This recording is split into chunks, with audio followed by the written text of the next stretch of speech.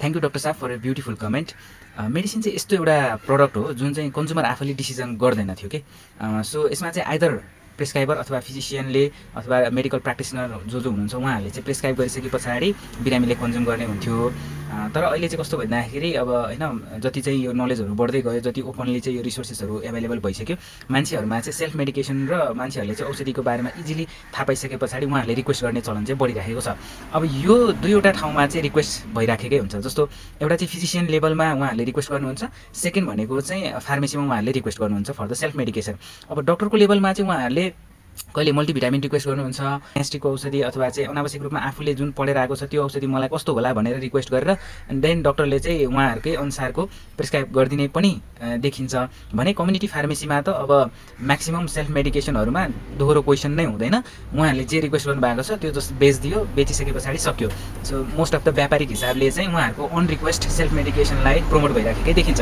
अब doctors or प्रेस्क्राइबर्स लेभलमा हुने जुन उहाँहरूको मेडिकेसन रिक्वेस्टलाई डक्टरहरूले चाहिँ काउन्सिलिङ गरेर तपाईँको लागि योभन्दा यो उपयुक्त मोलिक्युल हो भनेर सजेस्ट गर्ने र प्रेस्क्राइब गर्ने त्यो तपाईँहरूको हातमा छ भने, वेयरएज अब हाम्रो कम्युनिटी फार्मेसीबाट चाहिँ जुन यो सेल्फ मेडिकेसन एकदमै हाइट छ अहिलेको केसमा चाहिँ होइन, जेनरल मेडिसिन मात्र नभएर एन्टिबायोटिक्स, स्टेरोइड्सदेखि लिएर विभिन्न कुराहरू चाहिँ एकदमै सेल्फ मेडिकेसनहरू भइराखेको छ।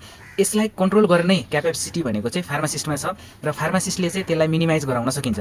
अब योभन्दा अगाडिकै भिडियोमा मैले तपाईँलाई जानकारी दिनै सकेँ कि फार्मेसीमा फार्मासिस्टहरू नै हुनुहुन्न, त्यही भएर यसलाई चाहिँ हामीले मिनिमाइज गर्न सकिराखेको छैनौँ।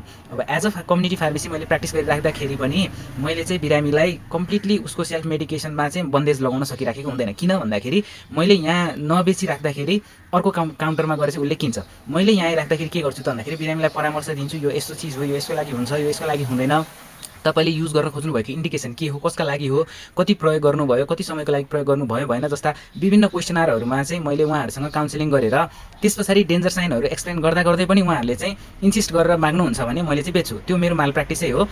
म नोन छु तर म बेच्न बाध्य किन छु भन्दाखेरि मैले त्यति काउन्सिलिङ गरेर डक्टरकोमा जानु भन्दाखेरि बिरामी जाँदैन र अर्को काउन्टरमा गएर किन्छ। अब यसरी कम्युनिटी फार्मेसीमा चाहिँ फार्मासिस्टहरू हुनुहुन्छ र सबै कम्युनिटी फार्मेसीहरूबाट चाहिँ एउटै सजेसन उसले पाउँछ र बिना डाक्टरको पूर्जा उसले औषधि पाउँदैन भने त्यस्तो अवस्थामा चाहिँ सेल्फ मेडिकेसन प्र्याक्टिसलाई हामीले मिनिमाइज गरेर घटाउन सक्छौँ। सो कम्युनिटी फार्मेसीमा फार्मासिस्टहरू एकदमै निडेड छ। त्यही भएर चाहिँ मैले बारम्बार भन्ने गरेको छु कि कम्युनिटी फार्मेसीमा फार्मासिस्टहरू आउनुपर्छ, फार्मासिस्टहरूको चोइस कम्युनिटी फार्मेसी हुनुपर्छ।